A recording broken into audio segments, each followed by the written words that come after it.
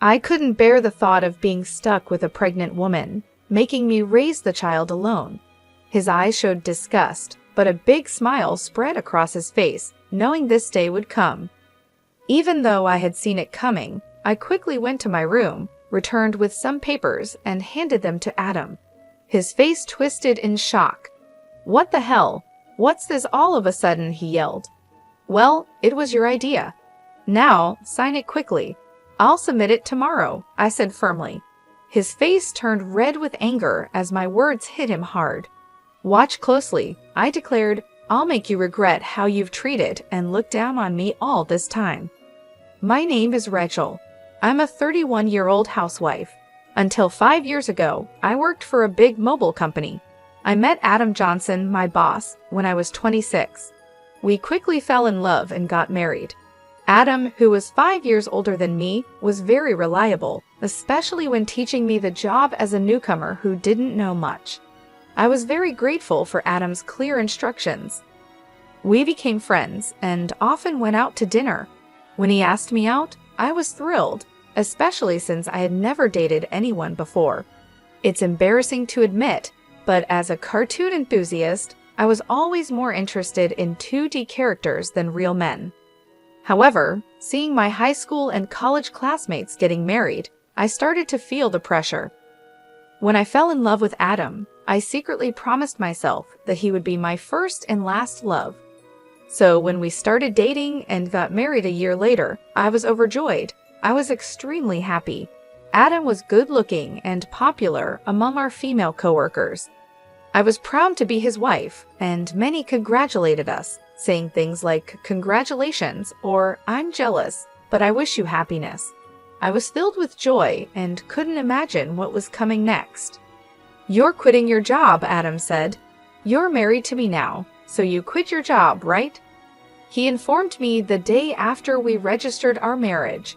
Adam surprised me with this news. "I've always wanted my wife to focus only on the house," Adam said. "Don't worry, I can support both of us with my income," he added. But this was so sudden, and he had never mentioned it before. I was shocked. Adam had never talked about me quitting my job before our marriage. I had taken my current job because my father recommended it, and leaving without notice didn't feel right. I wanted to explain this, but the look in Adam's eyes warned me not to argue, so I stayed quiet. "I should have told you, but it's done. Starting tomorrow, you don't need to go to work. I'll handle the transition," Adam declared. The news about starting tomorrow was so abrupt it made me feel dizzy, but Adam's words were firm. Since he had been my boss, I felt I couldn't oppose him. Even though I had to leave my job without saying a proper goodbye, I was determined to make our marriage work. Adam had entrusted me with taking care of the house, and I wanted to meet his expectations. I worked hard at household chores, preparing meals, and focusing on Adam's favorites. Although Adam ate without saying anything about the taste, I longed for a word of appreciation. After quitting my job, I felt like no one recognized me anymore. One day, Adam asked, "Is my jacket clean? I have an important meeting tomorrow." "Yes, of course," I replied, seeing his domineering side with old-fashioned views. I reminded myself how lucky I was to have married him and tried to meet his expectations. With no personal income, I had to rely on Adam for everything. Our relationship often felt more like that of an employer and housemaid than a husband and wife. Our married life was generally smooth until one day when I fell ill and couldn't get out of bed. I felt very tired and weak, thinking I would catch up on housework the next day. Adam entered the bedroom and angrily asked, "What are you doing? Get up and make some food," as he kicked the blanket off me. "I'm sorry, I'm feeling unwell. Can you manage something for yourself today?" I explained, hoping for understanding. Instead of nodding or comforting me, Adam frowned and said, "You don't work, yet you're lying down just because you feel a bit sick. Pathetic? Get up," and kicked me again. The day Adam came home after midnight was the day I chose to share some news. However, when he entered, the smell of alcohol made me feel nauseous. His face was flushed and he staggered as he walked, It was surprising how much he had drunk, especially without notifying me, even though I had prepared dinner. I stood in disbelief. I got up from the bed, never thinking he would demand housework from his sick wife. I had never imagined he could be like this before we got married. Maybe it was my fault for not seeing it, but it was just too much. I found myself doing chores while tears ran down my face. Several days passed, and my health didn't get any better. Then I realized I had missed my period.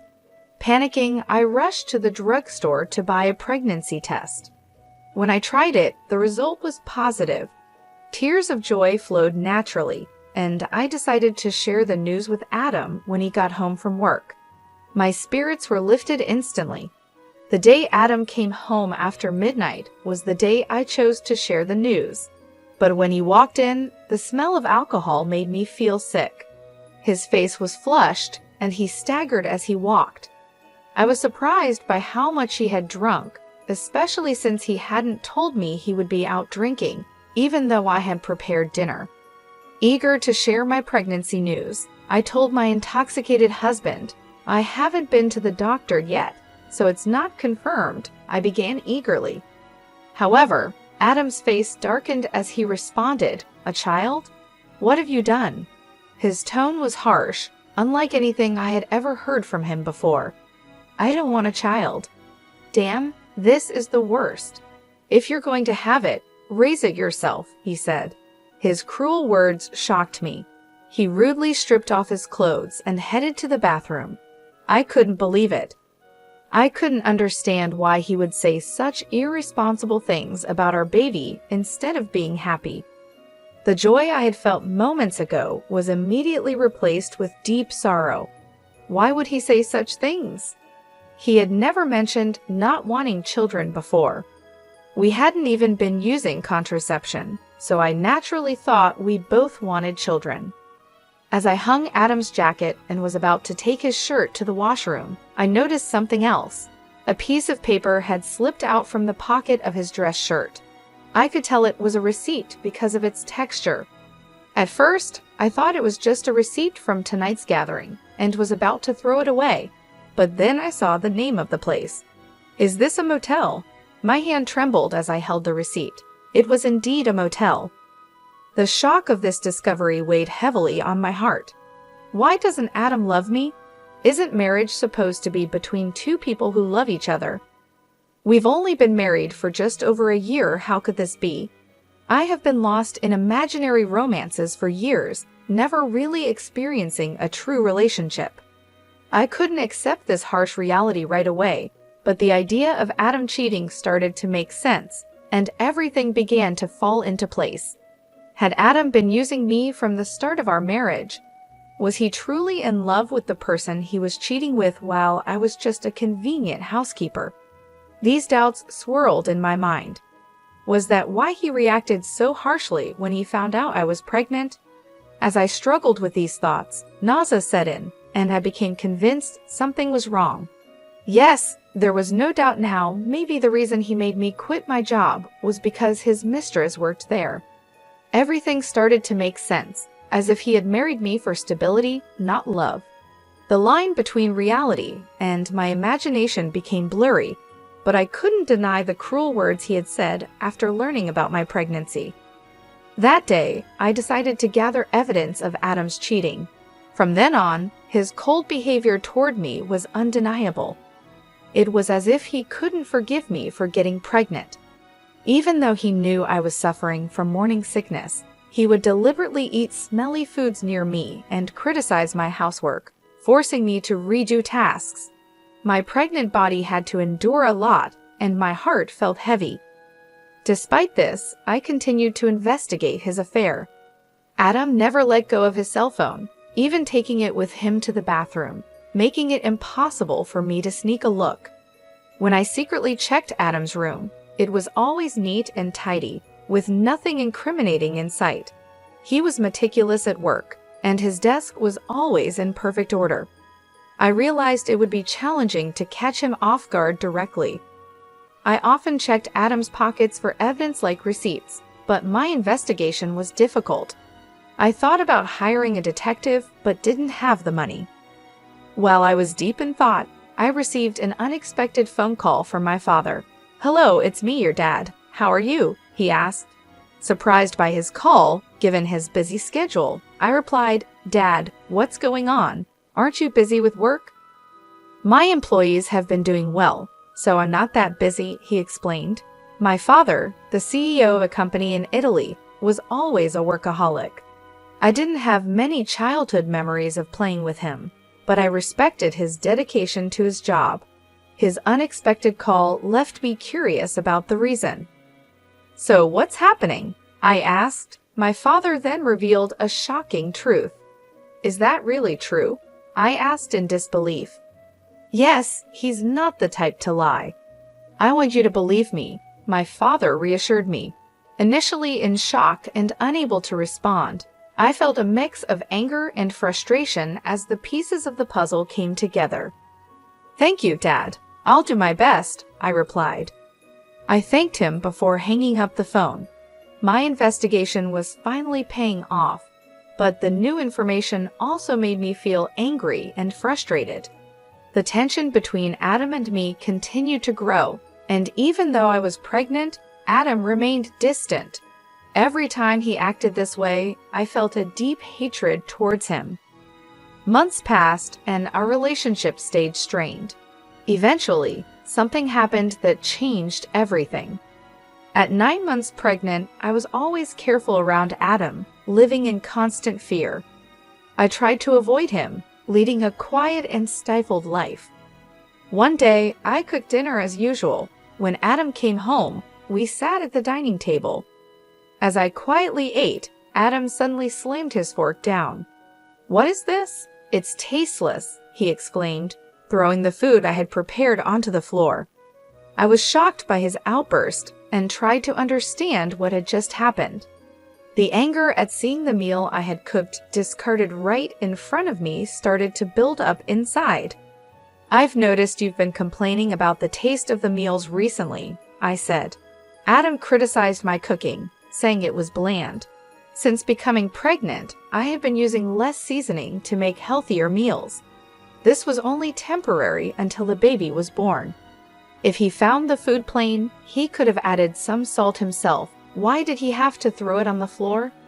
I was about to argue when Adam sneered and said hurtful words. "I don't want a woman with a belly like a monster. You'll have to raise the kid by yourself," he said, looking at my swollen belly with a nasty smile. I had always feared this day might come, even though I hoped for a different outcome.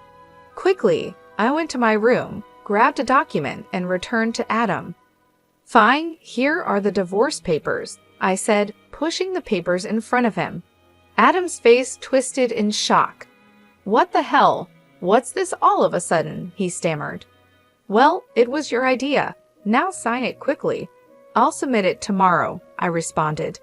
The truth was, I had been thinking about divorce ever since I began suspecting Adam of cheating. However, with a child on the way, I wasn't sure if I could support myself. But now, I had a different plan in mind. My determination seemed to provoke Adam. His face turned red with anger. "Just watch. I'll make you regret every moment you looked down on me and tried to control me. Do you think you can survive without me? You have a baby to care for, and you'll regret this," he threatened. But my resolve was firm. I wasn't going to back down. "I'll be fine. Don't worry about me," I assured Adam. Maybe irritated by my confidence, he snatched the divorce papers and started filling in the blanks. "Here you go. If this is what you wanted, it's yours," he said. "Thank you," I responded. Adam probably didn't believe I would actually submit the divorce papers, as he handed them over without any fuss. The next day, I submitted the divorce papers and left the house. I knew he would be surprised when he came home from work and found out. After that, I moved to my parents' home, mostly because my father had returned to Australia from Italy and suggested that I stay with them. It was the right decision at the time. I was tired of my life with Adam and deeply thankful to my father. On the day I left our home, Adam called me 5 times, but I ignored all his calls. Eventually, he stopped calling, which made it clear that I didn't mean much to him. He was probably happy with his mistress and might even remarry soon. I decided to move on from Adam. 7 months passed, and I had my baby, who was born safely. I was now living happily with my parents and my baby. While I was enjoying this peaceful life with my family, Adam called again. I ignored his calls at first, but after several persistent attempts, I finally answered. "Hello, what do you want now?" I asked, wary of his tone. "Hey, what's going on? Why were you on that show? And since when were you the daughter of a CEO with millions of dollars? I never knew that." Adam's voice was full of surprise and anger. It turned out that Adam had seen a TV show that aired after I returned to my family home. I had been featured on the show because of my father's role as the CEO of a well-known global tech company. The show highlighted the lavish lifestyle of the CEO's family, and during the interview, they mentioned our family's wealth, estimating it at around $40 million.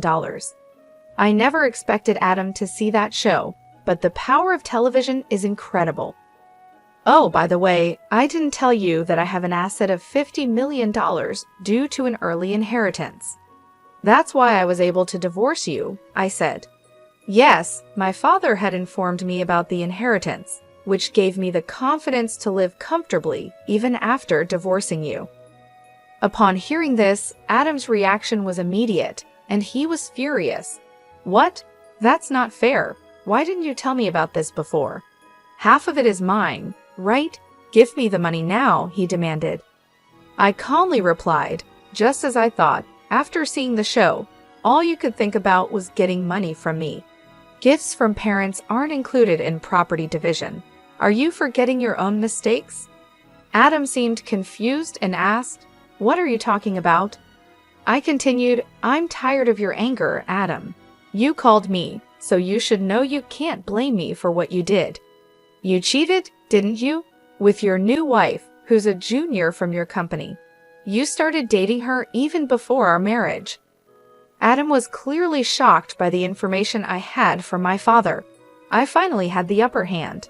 "Did you think I wouldn't find out? My father has many contacts in your company, and one of them told me about your affair.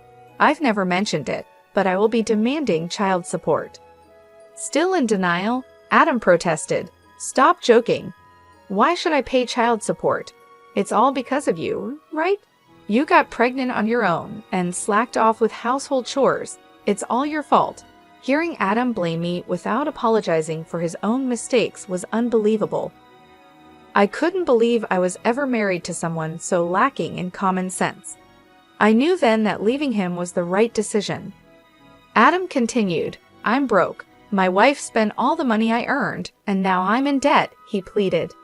Hearing his pathetic excuse, my anger turned into sheer disbelief. I never wanted to deal with such an unreasonable person again. With that thought, I firmly gripped my phone and said, "What are you talking about? Do you even realize how ridiculous you sound? I never want to deal with you again. I'll have my lawyer handle the child support. Don't ever call me again, and you will not see the child anymore. Goodbye." "Hey, wait," he called out, but I quickly hung up the phone. Afterward, I blocked Adam's number and took a deep breath. It's over now, right? No more calls from Adam, I thought. I no longer wanted him disrupting my peaceful life. Just then, I heard my baby crying from the other room and rushed to soothe the baby. In the end, Adam started paying child support every month.